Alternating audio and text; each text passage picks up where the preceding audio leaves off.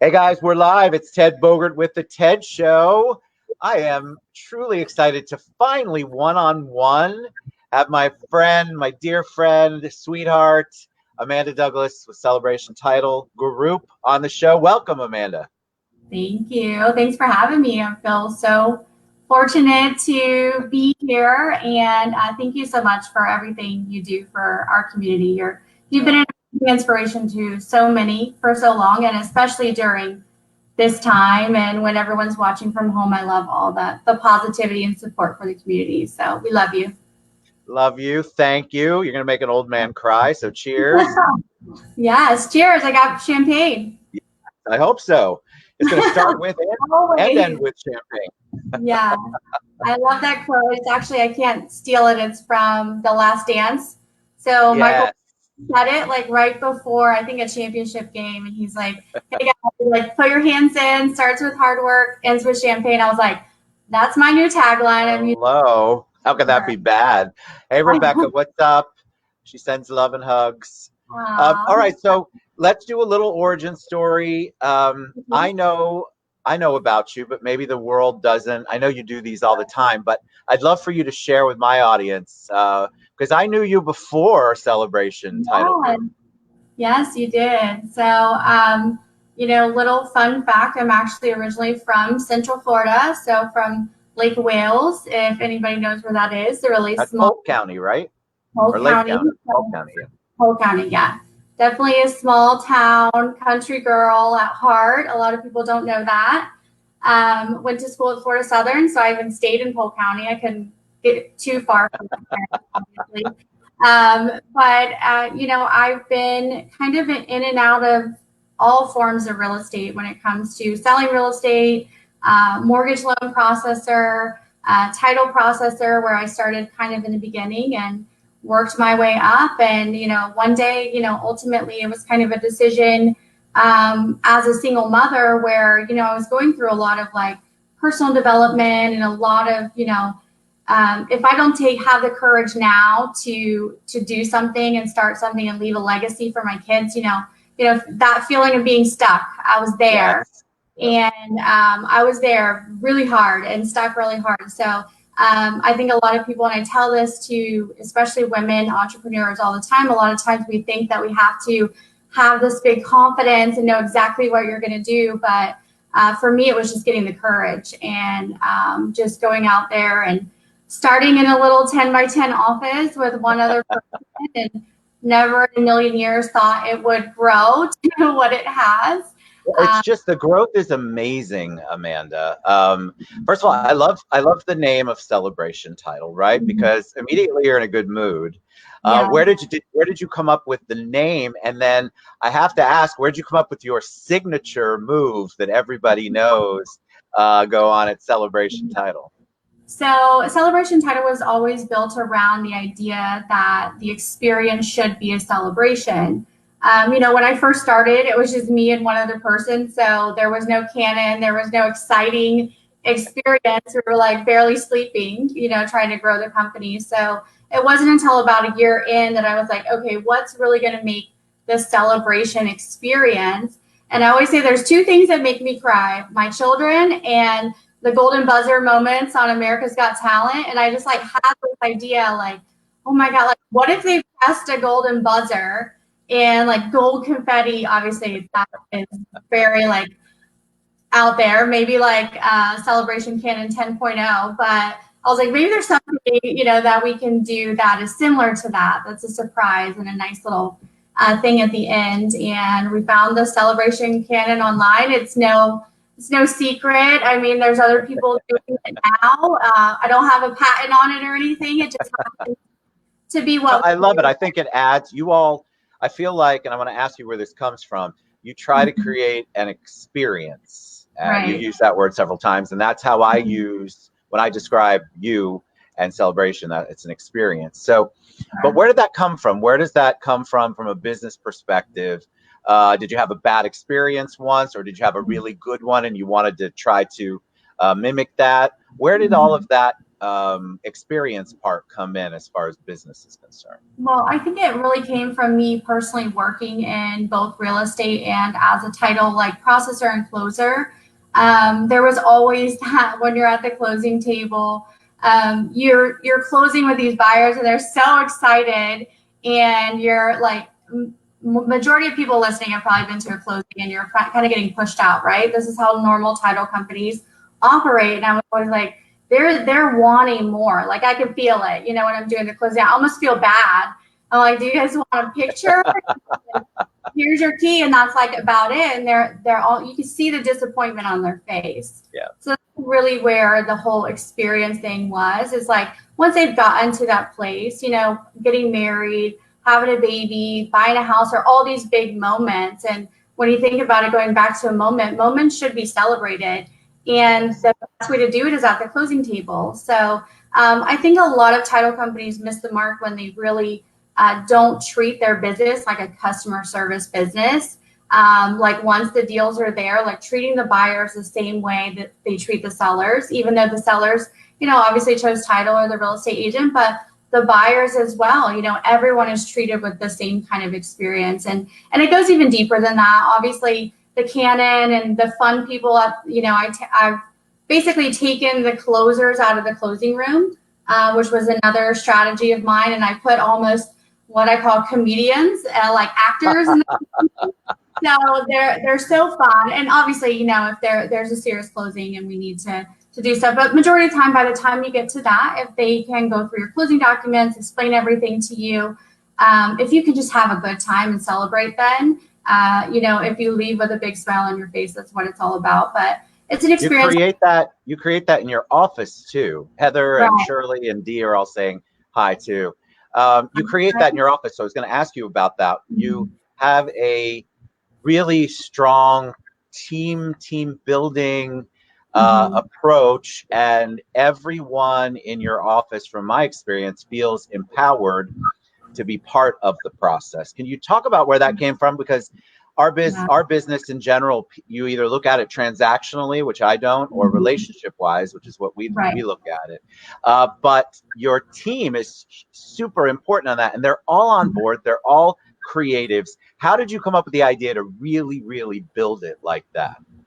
Yeah, you know what? I don't even think it was an idea. I think it was just natural, right? So I think it has to go all back to the way that you hire people. And I always say that, I hire people, not positions. And for me, that's worked really well. So when I meet somebody and we just hit it off, and you have that natural law of attraction magnet. And I'm like, you need to work for Celebration Title. And they're like, what is that? I'm like, don't worry, it's a title. I promise that you can be creative and we're going to have fun and throughout the process. And you can always teach technical skills, but it's those soft skills and that are so hard to come by. So we have so many creatives in our office, and I'm constantly encouraging, collaboration, because I never for a second think that I have all the talent, which I think is another thing that a lot of business owners think they have the vision, they have the talent. And I think that naturally develops. The culture and all of that develops over time. You can lead it in a direction, but once you empower other people, and a lot of it is driven through empowering them as leaders in their own lives. So I do a lot of personal development. I share a ton of that with them. And I think it's super important. I don't think a lot of companies tap into your people, right? Winning always starts from the inside, like the training of your team, the looking at the systems and all of that, not just going out and trying to get business. We need to perfect them and their mindset, so they're so bought into our vision and our mission as if it's their own baby. They are. They treat it, from my experience, when I was there filming or working some using your space that you graciously allowed me to use for those couple of weeks.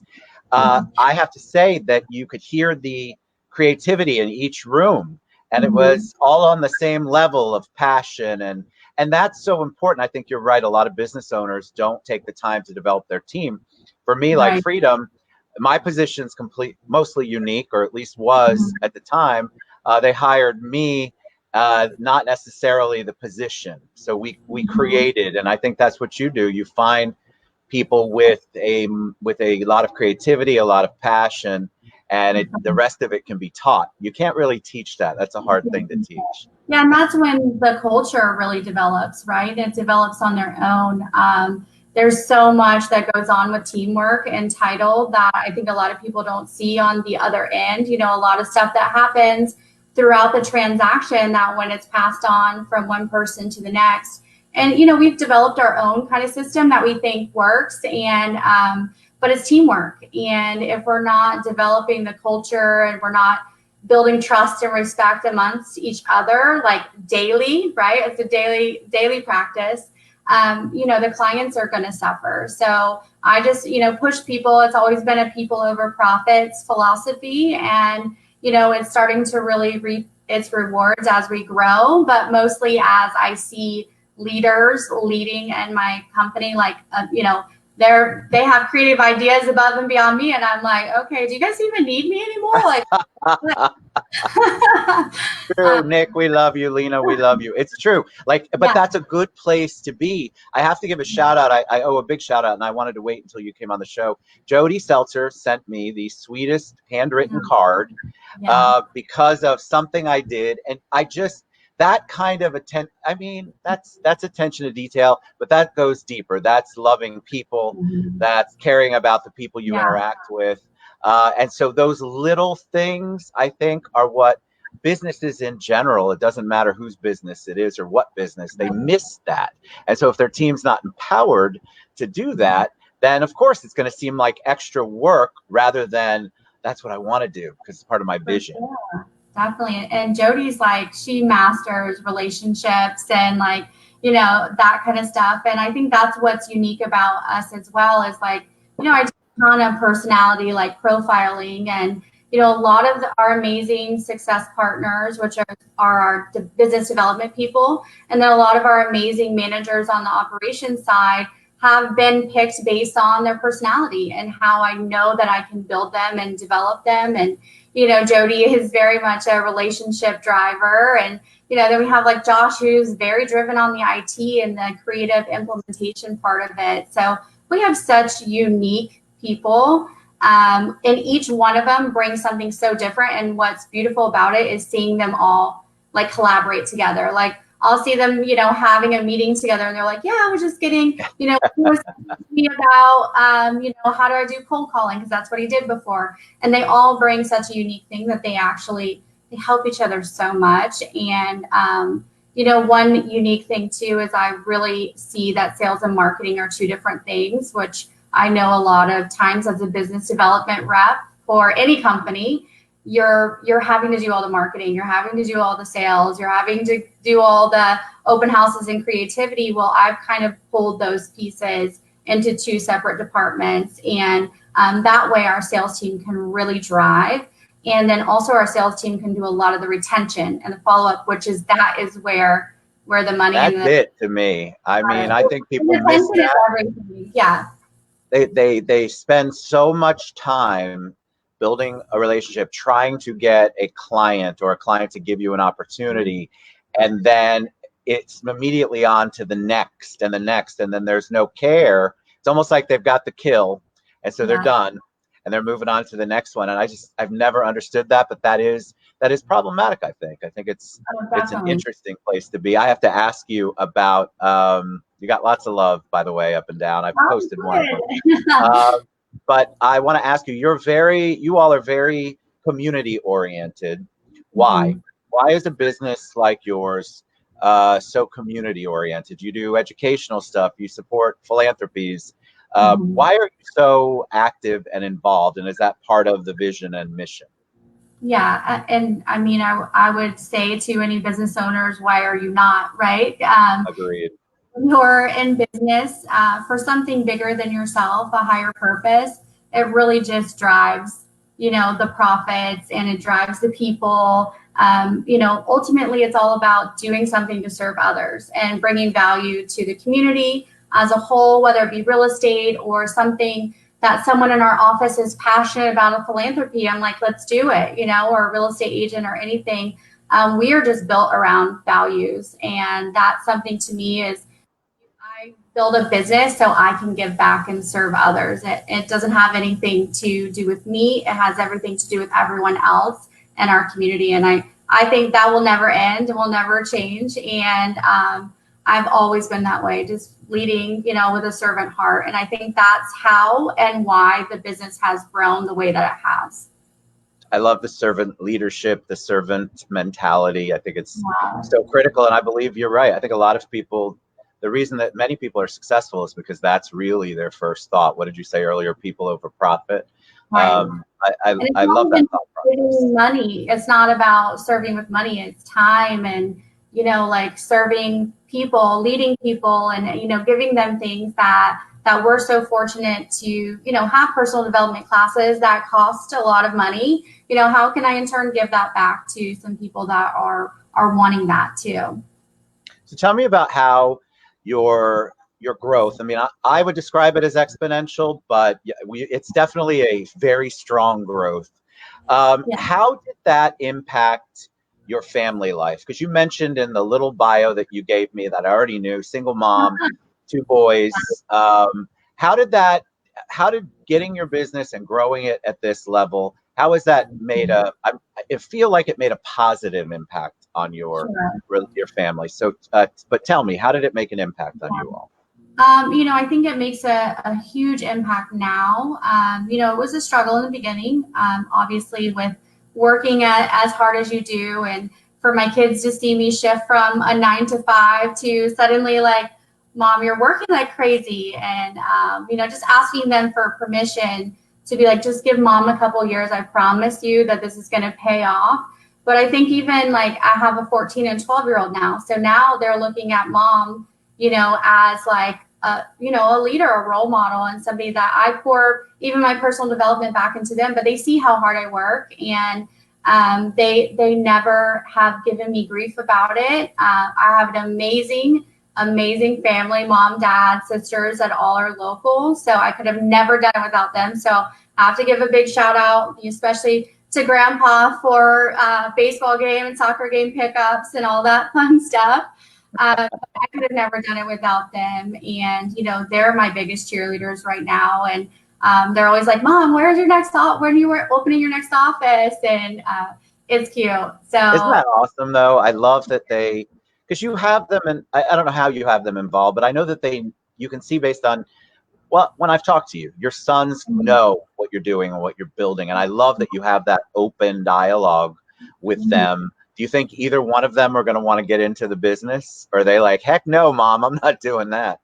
I don't know. Potentially, maybe one of them, we'll see. But, it's turned into almost a family business at this point. I like convinced my sister after about a year in business to come over, and she gets, really into the corporate world. So she's big in our operation as our operations manager. My mom works in our wire department. My dad is like, he thinks he's a handyman, but he just kind of drives around between the offices because he's retired. And he's like, what do you guys need today? I got light bulbs. And we're like, okay, Dad. So, it's amazing. And, the boys see all of that, and they see that, Mom's been able to help and provide for not just us, but for our extended family as well. And I think they really value that. So we'll see. Who knows? My kids are both super sharp and bright. I got very lucky in that regard. So we'll see where they go. Let me ask you about COVID. So I think we're seeing the light. I don't know. Maybe I'm being optimistic, but what are you all doing, or how have you changed your business model, or what did you do differently? And then what are you going to keep that you did differently because of the shutdown?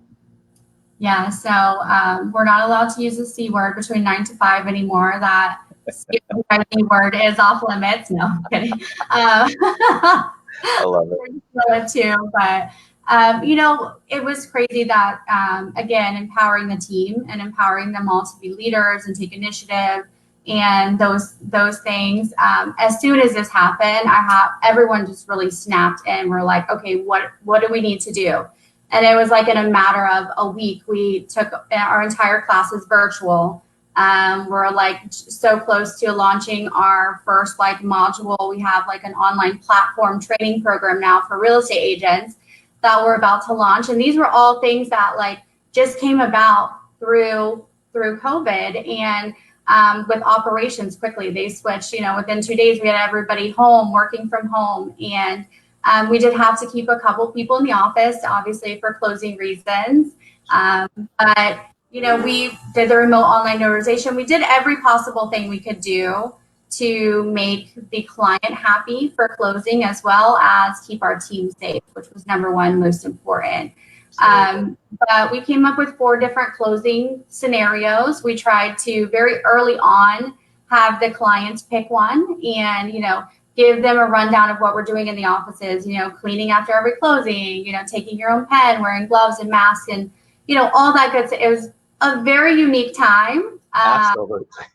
Unique, changing everything. But I'll give it to my team. They just honestly just snapped in action. And every day there was a new idea to ultimately protect the clients and keep our team safe. I'll tell you, we're going to keep a majority of our classes virtual. I think we're getting a massive attendance. I think that, real estate agents are really coming out of this more educated, pouring into their brand, pouring into their teams, pouring into themselves and personal development. And we've seen such an improvement even in our clients that had, we had some agents that would just stay on our Zoom calls with us all day. They're like, okay, what's next? They were really excited. And I think the driving to and from the office, for classes and all of that, we're really going to cut down on that. I think, we're not going to completely go away from events once we're able to have them again, but we will be taking a lot closer look at which events are bringing us money, as far as like relationships and clients go, and which ones we say no to. And I'm sure that's any other person in real estate is thinking the same thing right now. What can we do to take it virtual and get the same experience and provide the same content that people can walk away with? So you're very, if people don't know this about you, you're very calming and grounded, I think. Where does that come from, and how do you maintain that? What are you doing with all of the normal stress plus? How did you maintain your sanity, and what are your practices? I think people really are always looking for something that a grounded, calm human being is doing so they can be better. So funny. It's so weird because I kind of have been this way my whole life, but I actually grew up really painfully shy, believe it or not. So even until I graduated high school, I think I was just super shy. But I think for me that's helped because I got educated with and it's more of a quiet confidence, I guess you could say. And it definitely works in my benefit that I don't, reactions are everything. So when you work on your mindset and how you react to situations, we work in probably the most highly emotional industry ever, right? And as a title company, you're getting emotions from 2 real estate agents, lenders, buyers, sellers. So you're getting it all. So at the end of the day, you have to just kind of, take 5 seconds and just, it's okay. We're gonna get through this together. But again, training that I do with the team on empathy and how to talk to people when they just want to be heard. They're not yelling at you. So when you can stop taking things so personal. Overall for the business, like relieving stress, I mean, like yoga, wine, the normal stuff. Yeah, I was hoping there would be some sort of adult libation in that equation. Yeah, definitely. I mean, and I'm big on, my daily affirmations and gratitude. I think even, showing a little bit of gratitude every day just puts your mind in the right mindset.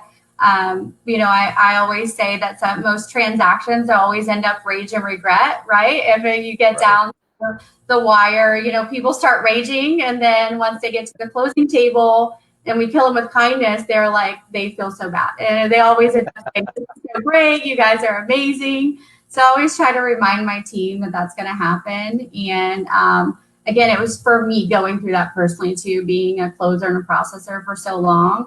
It's just ended up being another day, right? You're like, okay, I got this. I love that. All right, one last question. When you hear the word hero, who's the first person you think of? My mom. Definitely my mom. My mom is definitely my hero. So she again is, aside from my kids, I have so many. My mom, my dad, my oldest son who is a type 1 diabetic, he's definitely my hero. He struggles every day. So, just watching him go through with positivity is amazing. But my mom, she's my biggest cheerleader. If I need her, she's there. And she's been amazing support for me. Love that. All right.